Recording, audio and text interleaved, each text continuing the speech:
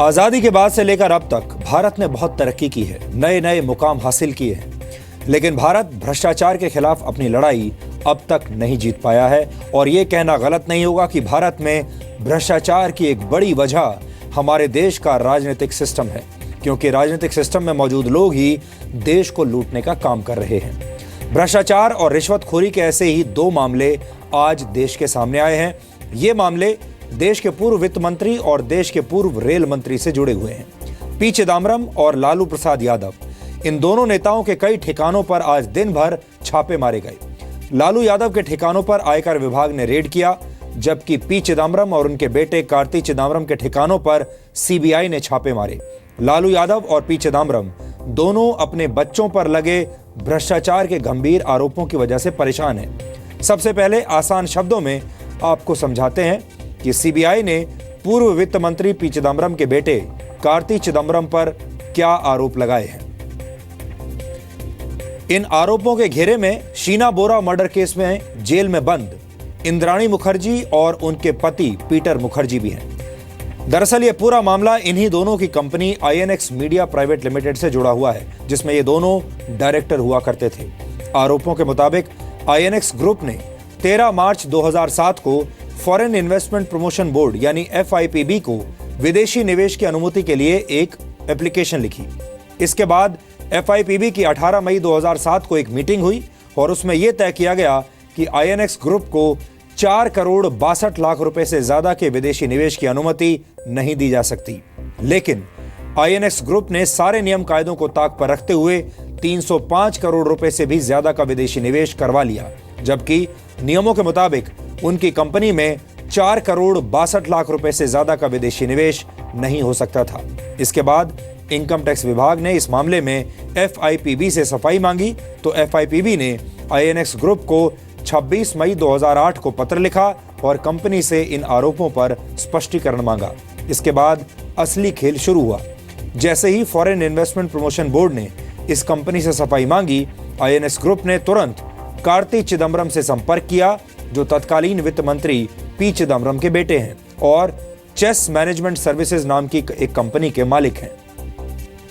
कार्ति चिदम्बरम की कंपनी की सलाह पर आईएनएक्स ग्रुप ने 26 जून 2008 को एफआईपीबी को एक चिट्ठी लिखी और अपने विदेशी निवेश को बिल्कुल सही बताया।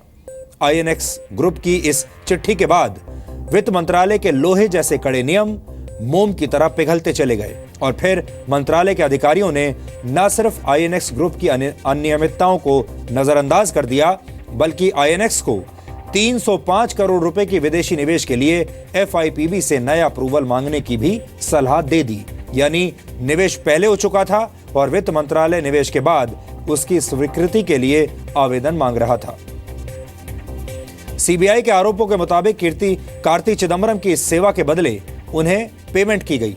ऐसी कंपनियों के नाम पर बिल बनाए गए जिनमें कार्ति चिदम्बरम या तो मालिक थे या उन्हें इनडायरेक्टली कंट्रोल कर रहे थे। आरोपों के मुताबिक ऐसी कंपनियों के द्वारा 3.5 करोड़ रुपए की पेमेंट की गई। इन आरोपों के आधार पर जब सीबीआई ने कार्ति चिदम्बरम, पीटर मुखर्जी, इंद्राणी मुखर्जी और कुछ और लोगों के खिलाफ अब एफआईआर दर्ज कर ली है। ये एफआईआर आपराधिक साजिश रचने और धोखाधड़ी करने की धाराओं के तहत दर्ज की गई है। यहां पर नोट करने वाली बात यह है कि जब यह सब कुछ हो रहा था तब पी चिदम्बरम भारत के वित्त मंत्री थे। पूर्व रेल मंत्री और आरजेडी के अध्यक्ष लालू यादव का परिवार भी भ्रष्टाचार के आरोपों से घिरा हुआ है। आज इनकम टैक्स विभाग ने देश भर में लालू यादव और उनसे जुड़े लोगों के कई ठिकानों पर छापेमारी की। इस छापेमारी से आयकर विभाग को क्या मिला, इसकी तो अभी तक कोई जानकारी नहीं है, लेकिन इसे लेकर राजनीतिक युद्ध शुरू हो गया है। अब लालू यादव के विरोधी इस मौके का फायदा उठाकर बिहार में महागठबंधन पर निशाना लगा रहे हैं।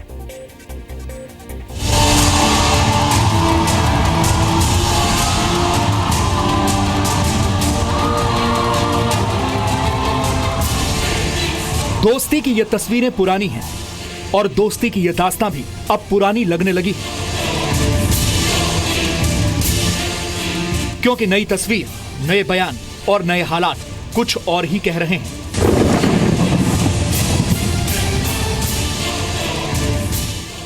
लालू यादव और नीतीश कुमार के सियासी और वैचारिक गठबंधन में पिछले 24 घंटे में एक भूचाल से नजर आया है। एक दूसरे के साथ पक्की दोस्ती वाली इस तस्वीर और राजनीतिक गठबंधन में अब बड़ा बदलाव महसूस किया जा रहा है। हुआ कुछ भी नहीं, लेकिन नीतीश और लालू ने बहुत कुछ कह दिया। अगर भाजपा के लोगों को लगता है कि ऐसा है तो उनको अपने रास्ते पर काम करना चाहिए, आगे बढ़ना चाहिए। अगर सच है तो आप जांच करिए, और जांच करके जो तथ्य लोगों के सामने आएगा तो सबके सब केंद्र के दायरे में। नीतीश को शायद नहीं मालूम था कि उनके बयान के अगले ही दिन सच में लालू के खिलाफ छापा पड़ जाएगा और 1000 करोड़ रुपए की संपत्ति के आरोप की जांच शुरू हो जाएगी। इनकम टैक्स विभाग का छापा पड़ने के बाद लालू यादव ने ट्वीट बम से सियासी दुनिया में धमाका कर दिया। उन्होंने गठबंधन को लेकर जो ट्वीट किया, उसके बाद छापे से ज्यादा बिहार सरकार में सियासी दोस्ती को लेकर कयास लगने लगे। लालू ने ट्विटर पर लिखा, बीजेपी को नए अलायंस पार्टनर मुबारक हो। लालू प्रसाद झुकने और डरने वाला नहीं है। जब तक आखिरी सांस है, फांसीवादी ताकतों के खिलाफ लड़ता रहूंगा। लालू ने ट्वीट किया तो दिल्ली से बिहार तक सियासी खलबली मच गई। सवाल ये उठने लगे कि क्या लालू और नीतीश की दोस्ती टूट जाएगी? क्या बिहार में लालू और नीतीश का गठबंधन खत्म हो जाएगा? क्या नीतीश कुमार और बीजेपी मिलकर बिहार में सरकार बना लेंगे? ये तमाम सवाल सोशल मीडिया से लेकर मीडिया तक और दिल्ली से बिहार तक उठने लगे तो लालू का एक और ट्वीट आया, ज्यादा लार मत टपकाओ, गठबंधन अटूट है। अभी तो समान विचारधारा के और दलों को साथ जोड़ना है। मैं बीजेपी के सरकारी तंत्र और सरकारी सहयोगियों से नहीं डरता। लालू के इस ट्वीट के बाद नीतीश के साथ उनकी सियासी दोस्ती को लेकर कयास थोड़े कम हो गए, लेकिन कई सवाल जरूर उठने लगे। लालू के गठबंधन वाले ट्वीट के बाद छापे से निकली सियासी बहस का रुख ही बदल गया। हो सकता है कि नीतीश जी को मालूम हो, मुझे तो कोई जानकारी नहीं थी, मैंने न कोई कागज दिया है न मैं किसी एजेंसी से मिला हूं, लेकिन नीतीश जी को हो सकता है कि जानकारी हो, शायद इसीलिए कल उन्होंने ये बयान दिया हो। उनको पुनर्विचार करना चाहिए कि ऐसे लोगों के साथ मिलकर कोई सरकार नहीं चला सकते। जिन लोगों के घरों पर और सीबीआई के छापे पड़े, इनकम टैक्स के छापे पड़े, जो भ्रष्टाचार में आकंठ डूबे हों, तो क्या ऐसे लोगों के साथ रहकर कोई सुशासन दिया जा सकता है? काम का बात करना तो काम का बात बेकार के थोड़ा सा नीचे करना भाई, थोड़ा नीचे करना सब कोई। हमारा गठबंधन 5 साल के लिए बना है, सांप्रदायिक शक्तियों को सत्ता में आने से रोकने के लिए। और कल मुख्यमंत्री श्री नीतीश कुमार ने स्वयं स्पष्ट किया है, और हम ऐसा मानते हैं कि जो सीबीआई की छापेमारी है, ये विपक्षी एकता के मौके पर विपक्षी एकता को खंडित करने के लिए और नेताओं को बदनाम करके झुकाने के लिए की जा रही है। लालू और नीतीश की पार्टी ने इनकम टैक्स के छापे को बीजेपी की सियासी साजिश करार देना शुरू कर दिया। कांग्रेस भी मोदी सरकार के खिलाफ बनने वाले गठबंधन का हिस्सा होने की हैसियत से मोर्चाबंदी में लगी है। भाजपा की पूरी साजिश है, योजना है कि लालू यादव को ध्वस्त किया जाए, इनको परिवार को बदनाम किया जाए। ये उनकी पुरानी योजना है। मेरी बात खत्म करने दीजिए। हमें पता है कि पूरे देश में क्या हो रहा है। लालू यादव, अरविंद केजरीवाल, ममता बनर्जी, आप तमाम जो दक्षिणपंथी अधिनायकवाद के खिलाफ खड़ा हो रहा है, आप उसकी आवाज को बंद करने की चेष्टा कर रहे हो। ये आवाज खत्म नहीं होगी, बल्कि आपने बहुत बड़ा पंगा ले लिया। अब आवाम अपने हाथ में इस लड़ाई को लेगी। हम बताइए, ये अलायंस पार्टनर है कौन? अरे IT, income tax, ED, CBI, ये अलायंस पार्टनर है। इशारा आप नहीं समझते हैं, हम बहुत स्पष्ट हैं। नीतीश जी ने कहा कि सरकार कार्रवाई करे और आज कार्रवाई हो गई। प्रतिशोध और बदले की आग, ये अब नया डीएनए भारतीय जनता पार्टी का बन गया है। न कांग्रेस पार्टी, न विपक्ष का कोई नेता और न श्री पी चिदम्बरम इस प्रकार की गीदड़ भभकियों से डरने वाले। हम जनता की आवाज उठाते रहेंगे और हमारी आवाज इन सारे षड्यंत्रों के सामने और ज्यादा मजबूती से उभरेगी और हम जनमानस के सामने इस सरकार की कुनीतियों को उजागर करते रहेंगे। पिछले 1.5 साल की दोस्ती में कई ऐसे मौके आए जब लगा कि नीतीश को लालू की वजह से घेरा जा रहा है। फिलहाल इनकम टैक्स के छापे से निकला सियासी जिन लालू को परेशान कर रहा है और नीतीश के सामने भी सवाल बनकर खड़ा है।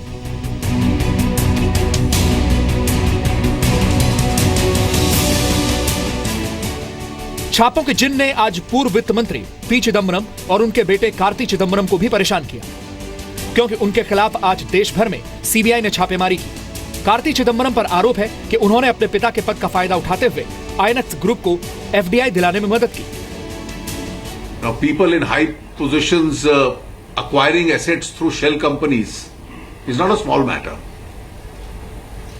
and I think this is the day of reckoning has come for many.